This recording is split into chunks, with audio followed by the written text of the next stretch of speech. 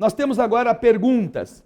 O nosso irmão Bartolomeu, de Jaboatão dos Guararapes, pergunta: os espíritos desencarnados de outros países têm condições de se comunicarem com médiuns que falam idiomas diferentes do dele? Bem, Bartolomeu, obrigado pela sua audiência. Nós devemos lembrar que existe um espaço chamado por André Luiz de Espaço das Nações, do plano espiritual, no qual os espíritos que estão ali ainda estão vivenciando experiências vinculadas à sua identidade nacional. Portanto, nesses ambientes, eles ainda falam segundo a sua última ligação linguística.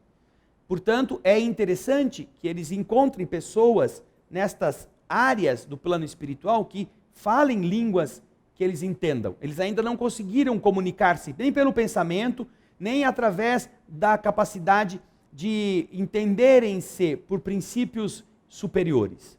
Agora, quem nos conta isso também é o espírito André Luiz, que no livro Os Mensageiros nos trata, nos elucida a respeito da guerra, quando estes espíritos que morrem nos campos de batalha na Europa são deslocados, são trazidos para as regiões neutras, que não estão com guerras ainda.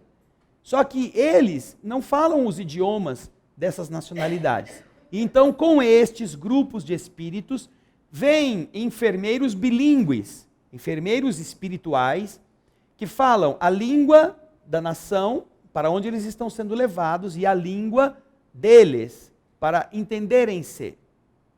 É mais fácil.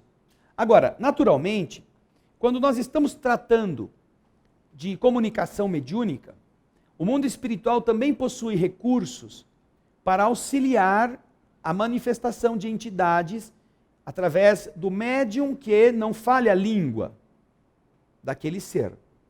Primeiro, nós devemos considerar o seguinte: em uma reunião mediúnica séria, ela é organizada pelos espíritos. Os espíritos têm um objetivo. Esse objetivo é auxiliar as entidades que precisam receber um consolo. Então, se o mundo espiritual, daquele grupamento de trabalhadores, sabe que trazendo um espírito, ao se aproximar de um médium que não fale a sua língua, ele não terá condições nenhuma de se expressar, porque ele é incapaz de se sintonizar com o ambiente, com a mente, e estabelecer um contato por meio do qual ele transmita ideias, e o médium possa captar estas ideias e transmitir em palavras, e depois o médium vai ouvir o esclarecedor falando coisas, mas o espírito não vai conseguir decodificar isto, é inútil trazer o espírito para uma reunião assim. É perder tempo. Então, se os espíritos vão trazer, a única justificativa que me parece plausível é que, às vezes, essa entidade precisa passar pela aproximação com a vitalização kármica, a vitalização física do médium, mesmo que ele não consiga ouvir nada ou entender o que ele vai ouvir. Mesmo que o médium tenha dificuldade de sintonizar-se com ele. Porque quando isso se dá, o espírito ele volta a sentir um pouco do fluido vital do corpo vivo. E isto ativa a sua capacidade de enxergar, de escutar, de falar, mesmo que seja no idioma dele. Ele então se transforma daquele ser que está meio morto, meio apático, meio sem saber onde ele se encontra, em alguém que, de repente, tomou uma injeção de adrenalina e abriu o olho. O que está acontecendo comigo?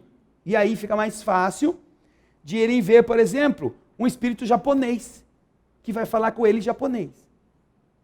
Um espírito holandês, que vai falar com ele em holandês. Que já está ali, que foi a mãe dele, por exemplo, que eu trouxe à reunião. Porque na Holanda eles não têm centro espírita, ou é difícil encontrar lugares onde isso pode se dar. A mesma coisa no Japão, ou a mesma coisa em outras nações onde não haja esse intercâmbio com facilidade e com frequência.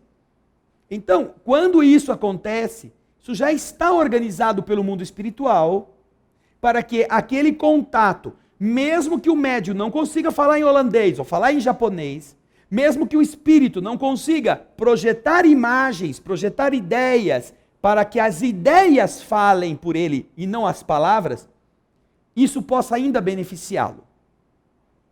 Agora, esse negócio do espírito chegar, querer falar com a língua dele, o médium não consegue, o espírito não entende o que o esclarecedor está falando, e fala, ai não, alguém aí fala com ele, porque aqui não vai dar para a gente elucidar esse espírito. Então é perder tempo.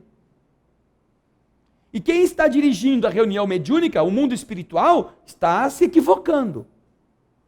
Ou às vezes não é quem a gente pensa que é.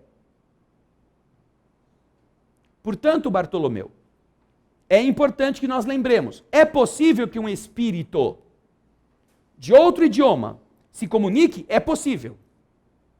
Desde que ele use, com a ajuda das entidades que coordenam o processo mediúnico, ele use um tipo de instrumento que seja decodificável pelo médium. Ao invés de ele ficar falando mentalmente com a língua dele, ele pode projetar imagens. Ele pode projetar emoções, ele pode projetar sentimentos, e o médium dizer, eu estou sentindo dor, eu estou sentindo angústia. Ele não está ouvindo, eu estou sentindo angústia, eu estou sentindo dor, mas ele está sentindo o que o espírito está sentindo. E ele está verbalizando neste idioma do médium o que o espírito, que é de outro idioma, está transmitindo. Então, a comunicação está sendo feita no nível das ideias, no nível mental. Cada um falando com o pensamento e decodificando.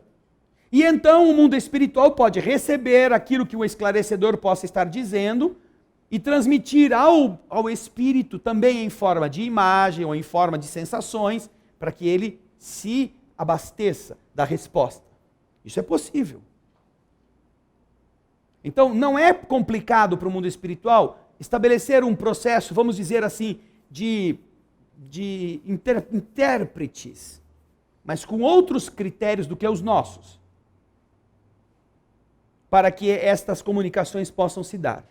Agora, naturalmente, isso é mais complicado para as reuniões.